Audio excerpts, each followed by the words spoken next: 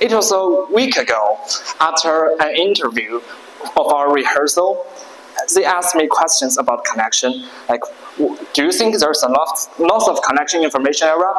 What role does connection play in my life? Even what are my words to future speakers? All along, I answered smoothly, bringing up countless benefits of connection. It's like when TOEFL speaking comes to environmental protection, you can rap out answers without concern. So the last, simplest of them knocked me to the ground. It's asked about my choice between staying up late to chat with friends and going to bed early for better concentrating tomorrow. I stared at the ceiling for some time, this same ceiling, this time not so confident, and said, guess I will choose to sleep early, you know.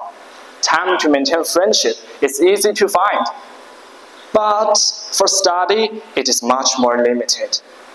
Immediately, I realized I wasn't prepared for this speech at all. My own choice is yet against my intentions. So the re-preparation of this speech becomes a journey of picking up the lost proper regard for connection.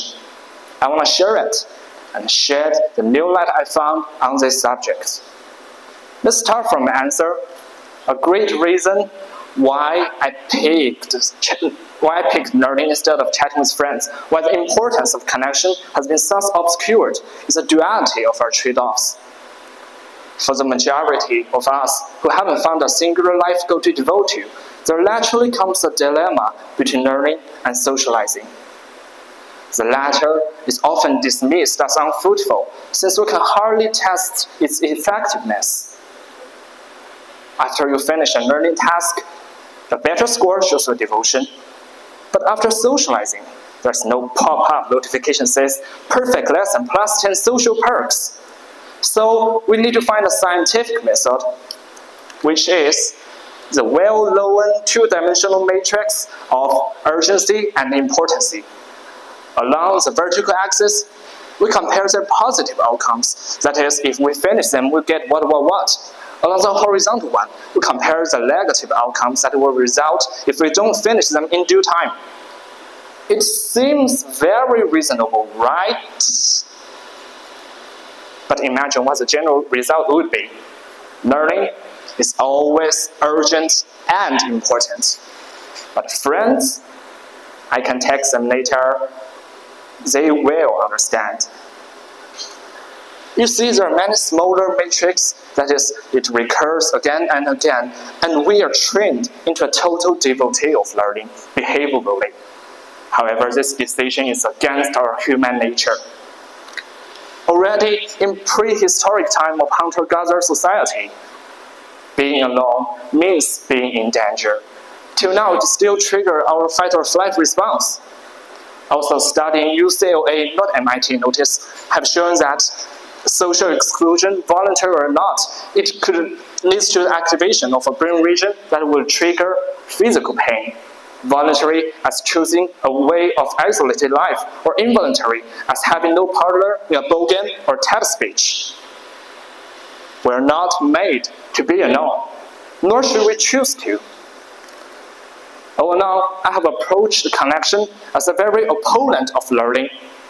It's seen as slacking off, being lazy, something we resort to for comfort. But even from a practical perspective that pursues achievement, the road lies in socializing rather than single learning. A good example is, without reflections on my connection, on my relationships, I won't be able to present this speech today.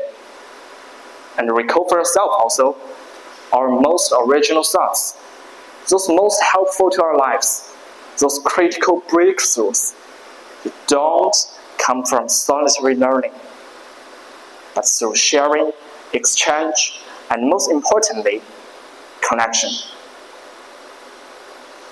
And we built it through social learning and practice. It helped us move on the track of life as a booster. What's more is the role friends play in your life. They help stabilize your mental state. Besides test scores, friends are major sources for self-evaluation. You may say that seeing after besides that is test scores is enough. For most times, yes.